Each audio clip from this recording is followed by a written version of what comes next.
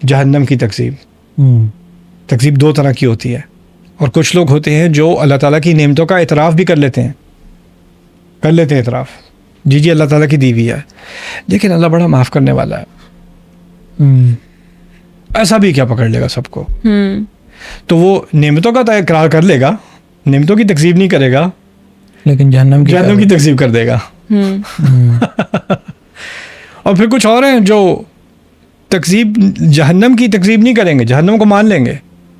جہنم کو ماننے کی وجہ سے خدا سے بغض, پھر کیا نعمتیں ہوئیں, جہنم میں تو ڈالنا ہی ہے سب کو.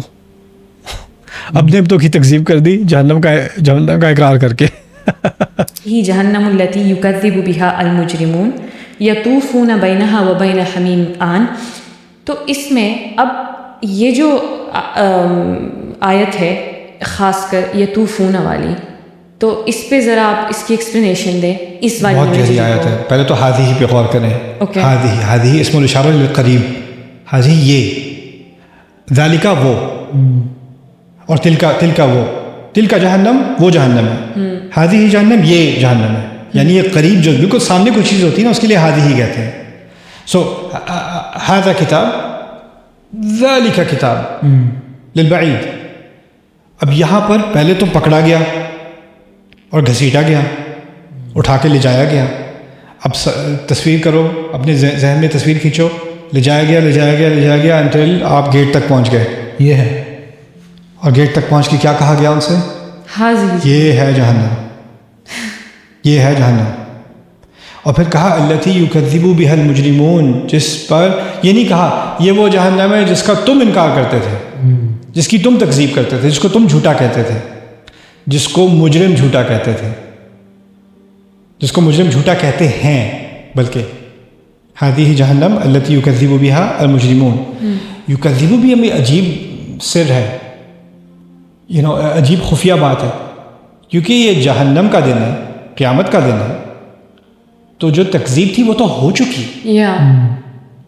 تو یہاں ہونا تھا ہذہ جہنم التی کذب بہا المجرمون, لیکن یہاں یکذب بہا المجرمون, کیونکہ جہنم کے اس دن کی تکذیب کو ایک دم سے ٹائم ٹریول کر کے آج جو تکذیب کر رہا ہے نا اس کے ذہن میں لایا جا رہا ہے آج کی تکذیب یہ سین بننے والی ہے.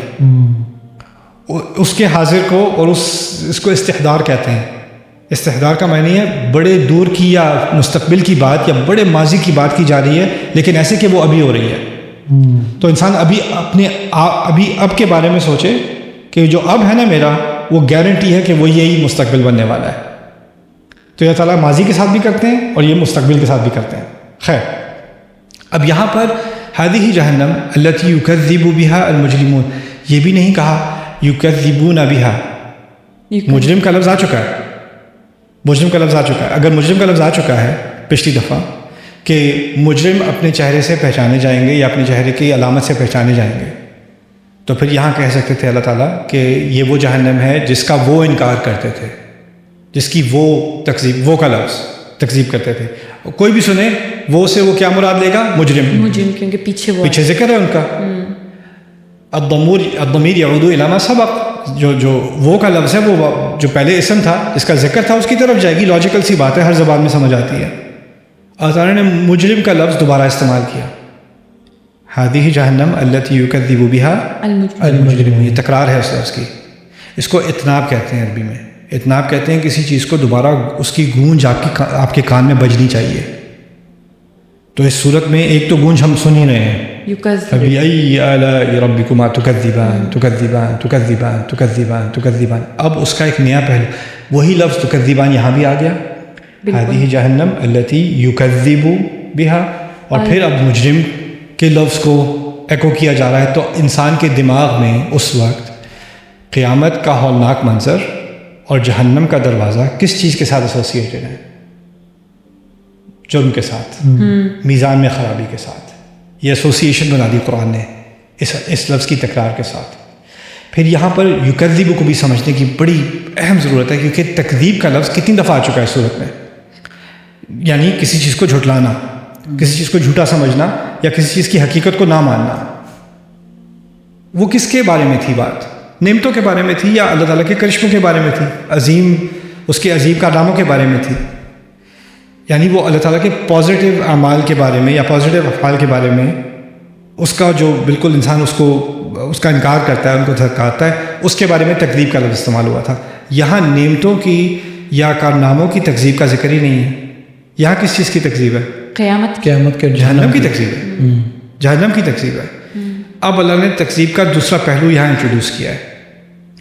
تمہیں دو طرح کا انکار ہے. ایک تو تمہارے اندر نہ شکر نہیں ہے اللہ تعالیٰ کا، دوسری طرف تمہارے اندر خوف نہیں ہے اللہ کا.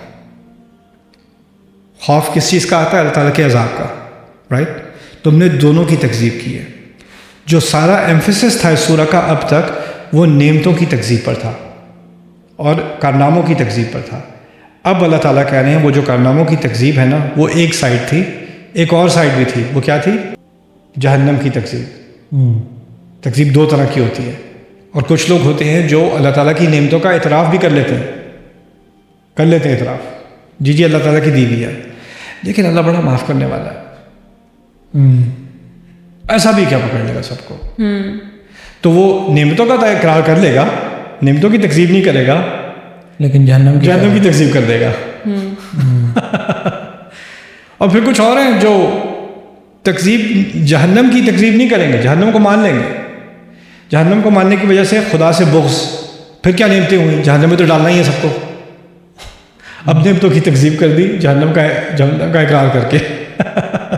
اور استاد ایک وہ تکذیب بھی ہے، شاید وہ ہو نہ ہو، لیکن مجھے لگتا ہے ایک وہ تکذیب بھی ہے جو یہ کہتے تھے کہ ہمیں چھو ہی نہیں سکتی، یعنی اللہ تعالیٰ کی. ہاں وہ بھی ایک ہاں. اور اس میں سورہ اعراف میں ہے کہ ان کو لگ رہا تھا ان کو اللہ تعالیٰ کی رحمت نہیں ملے گی، یعنی جو ابھی جنت لا ینالہم اللہ من رحمتہ، تو وہ بھی شاید ایک تکذیب کی وہ بھی ایک تکذیب ہے. یا اچھا یطوفون عجیب، وہ طواف کریں گے. طواف یعنی طواف اصل میں ایک پھیرے کو لگانے کو نہیں کہتے، راؤنڈ ٹرپ کو کہتے ہیں. آپ اے سے بی جائیں، بی سے اے واپس آ جائیں، اس کو طواف کہا جاتا ہے. تو طاف علیہ طائف، گئے اور واپس آ گئے.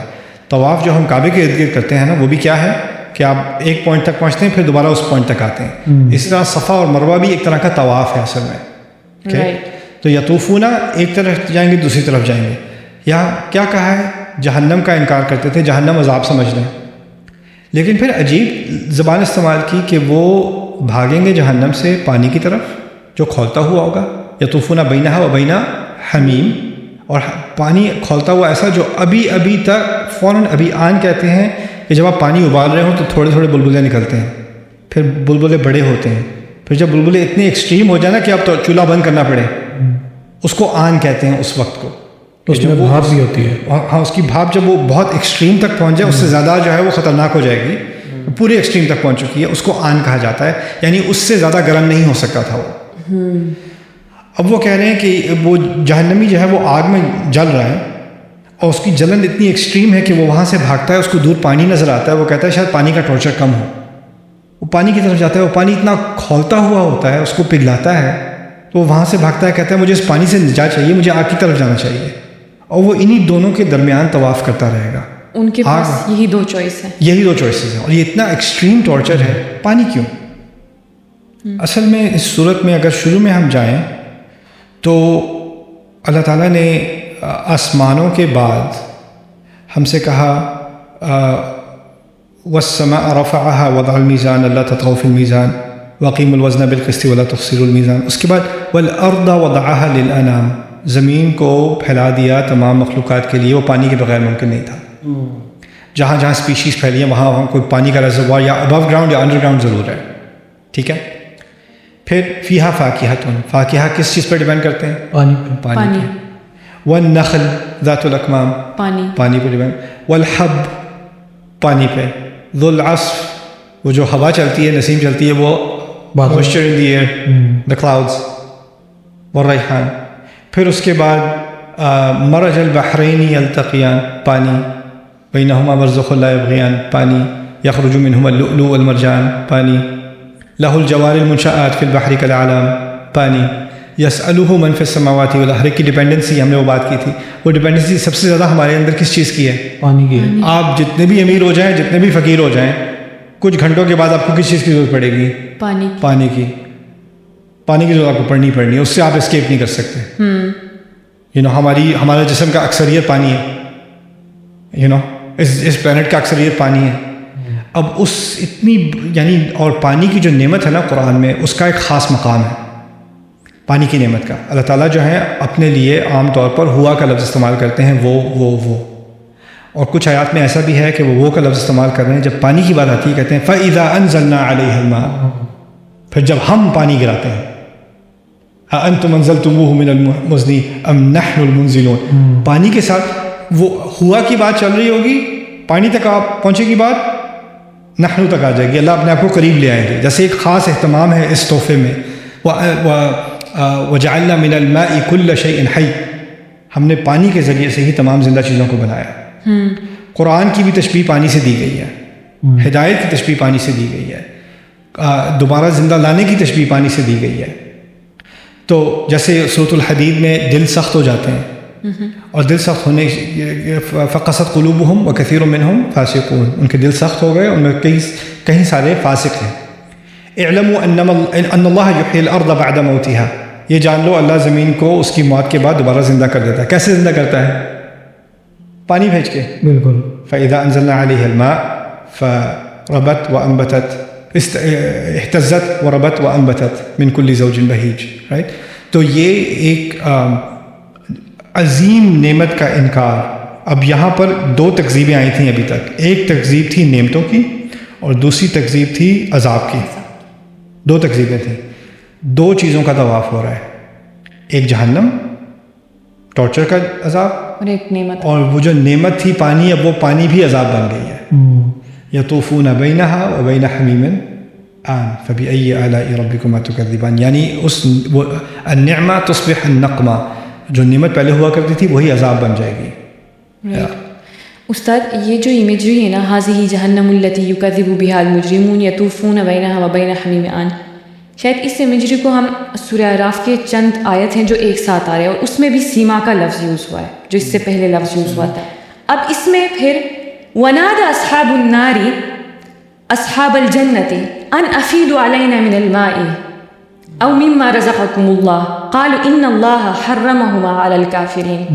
تو یہاں پہ جو اصحاب الاعراف ہے، ان کے پاس جو اب جنتی تو جنت چلے گئے، اور اصحاب الاعراف کے پاس جو چوائس ہے، یا تو جائیں گے نہیں لیکن دوزخ میں تو کم از کم نہیں جائیں گے. لیکن یہ جو دوزخی ہیں ان کے پاس جو چوائس ہے وہ یا دوزخ ہے، کیونکہ پانی ان کو وہ مل نہیں رہا، تو شاید وہاں پہ جو یعنی ان کے لیے جو چوائس ہے وہ بہت زیادہ سخت ہے. وہاں پہ بھی پانی کا اشارہ ہے، اور ان آیات میں بھی پانی کا اشارہ ہے. یعنی جنتوں سے بات بھی کی تو کیا کی، تھوڑا سا پانی دے دو، یا ان پہ وہ حرام ہے. سبحان اللہ.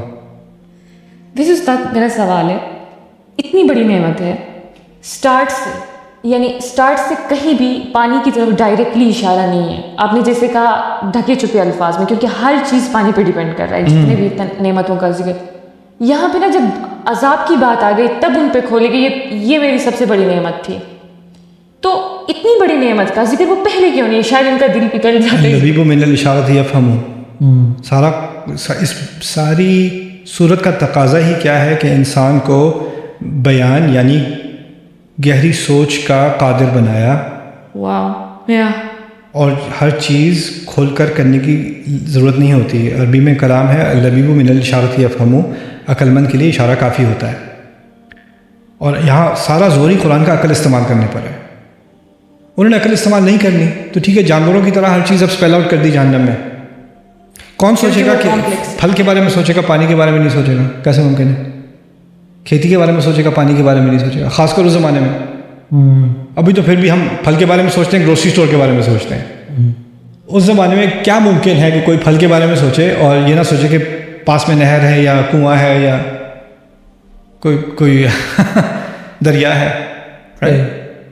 تو یہ ایسوسیشنس تو قرآن نے، اور اسی طرح یہ جو چیزیں آپس میں جوڑتا ہے نا قرآن، اس کی ایک میں تمہیں بڑی پیاری مثال دیتا ہوں سورۃ النبا سے. اللہ تعالیٰ نے وہاں بھی تصویر کھینچی ہے. اور الم نجعل الارض مہادا والجبال اوتادا وخلقناکم ازواجا، زمین اور پہاڑوں کا جوڑا، زمین فلیٹ اور پہاڑ اس میں سب سے دکھنے والی چیز، رائٹ. پھر اس کے بعد مرد اور عورت، وخلقناکم أزواجا وجعلنا نومكم سباتا، سونے کی بات کی. اوکے. وجعلنا الليل لباسا وجعلنا النهار معاشا، رات اور دن. پھر وأنزلنا من المعصرات ماء ثجاجا لنخرج به حبا ونباتا وجنات الفافا، رائٹ. بلکہ اس سے پہلے بھی ہے وبنينا فوقكم سبعا شدادا وجعلنا سراجا وهاجا، تمہارے اوپر آسمان بنائے اور میں سورج بنایا. اب ہر چیز میں پیر ہے، ان آیات میں ہر چیز میں پیر ہے. زمین کو پیر کیا گیا پہاڑوں کے ساتھ، اس میں جو سب سے ویزیبل چیز ہے دکھنے والی. آسمان کو پیر کیا گیا سورج کے ساتھ، اس میں جو سب سے ویزیبل چیز ہے. ٹھیک ہے. پھر مرد اور عورت کو پیر کیا، رات اور دن کو پیر کیا، ہر چیز کو پیر کیا گیا ایک نہ ایک طرح سے. بس ایک چیز رہ گئی، تمہارے سونے کو ایک کاٹنا بنا دیا. سونے کی بات کی. وجعلنا نومکم سباتا وجعلنا یقظکم، تمہارے اٹھنے کو. وجعلنا افاقتکم، نہیں ذکر کیا. سونے کا ذکر جوڑے کے ساتھ نہیں ہے، باقی سب چیزوں کا ذکر جوڑے کے ساتھ ہے. اب سونے کا جوڑا کیا ہے؟ اگر ذکر ہوتا تو کیا ہوتا؟ اٹھنا جاگنا. سورۃ النبا کا سارا مضمون کیا ہے؟ قیامت کے دن ہمیں جاگنا ہے. تم خود سمجھ لو، تمہیں کہنے کی ضرورت نہیں، تم خود سمجھ لو کہ یہاں جاگنا ہے. اور اگر وہ سمجھ میں آ جائے تو پھر یہ بھی سمجھ میں آ جائے گا.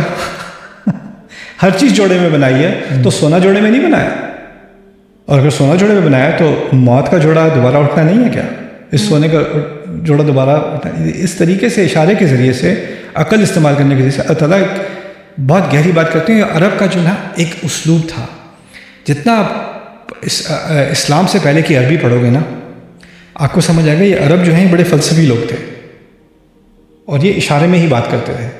اور جتنا کوئی جو دانش مند ہو، جتنا مہارت ہو اس کو شاعری پر، وہ اشارے میں بہت بڑی بڑی باتیں کر جاتا تھا. ان کی ذہنیت ایسی تھی، اور وہ تصویر کھینچتے وہ پورا فلسفہ بیان کر دیتے تھے. اور قرآن نے یہی سٹائل استعمال کیا ہے. اب کیا ہوا ہے، ہم سائنٹیفک ایج میں آ کے اپنے آپ کو بہت سفسٹیکیٹڈ سمجھتے ہیں نا، کیونکہ اب سائنسی جو ہے سفسٹیکیشن آ گئی ہے. لیکن سائنس کی ترقی کے ساتھ ایک اور نقصان ہوا ہے. وہ کیا ہوا ہے کہ انسان اب گہری سوچ کے لائق نہیں رہا. اس کو صرف سائنس کی طرح ہر چیز ویزیبلی بالکل اسپیلڈ آؤٹ پوری بیان کر کے دو، کیونکہ میرے اندر ایبسٹریکٹ تھنکنگ اور اس سے ذرا اس کے پیچھے کیا بات ہو سکتی ہے اس کی صلاحیت ہی نہیں رہی. ہمیں بس لٹرل چیز چاہیے جو بالکل سامنے کھل کے 1+1=2 کی طرح ہو، ورنہ ہماری عقل کے لائق نہیں ہے. اور ہوا کیا ہے، اب ہم AI جنریشن میں رہ رہے ہیں، رائٹ. ہم سے پہلے یہ سائنٹیفک ایڈوانسمنٹس بڑھتی چلی گئیں، اب ایک خاص کلائمیکس تک پہنچی ہیں. انگلش زبان کو ہی سمجھ لو. انگلش جو لڑکا لڑکی 12 سال کا لڑکا لڑکی انگلش لکھتے تھے، پڑھتے تھے، بولتے تھے، کمیونیکیٹ کرتے تھے. اور جو انگلش آج بولی جا رہی ہے ٹیکسٹ میسیجز پہ، DMs پہ، اس کی گرامر میں، اس کی ووکیبولری میں، اس کی سفسٹیکیشن میں، اس کی ایبسٹریکٹ تھنگ میں کتنا فرق ہے. اب تو لفظ بھی چھوڑ دو، ایموجی بھیج دو، اگلا سمجھ جاتا ہے. اب تمہیں الفاظ، یعنی ہماری قدرت بیان کی صلاحیت کم ہوتی چلی جا رہی ہے. اب تو مجھے ایسے بھی لکھنے کی ضرورت نہیں ہے، AI لکھ دے گا میرے لیے. مجھے کیا ضرورت ہے سوچنے کی، وہ سارا کام کر دے گا میرے لیے. تو ہم بیان سے دور ہوتے چلے جا رہے ہیں. اور جتنا ہم دور ہو رہے ہیں، ہم قرآن کو ایک سطحی طرح پہ پڑھتے ہیں اور پھر کہتے ہیں یہ اس کی کیا سینس بنتی ہے. اس سے قرآن کی سفسٹیکیشن کی کمی ظاہر نہیں ہوتی.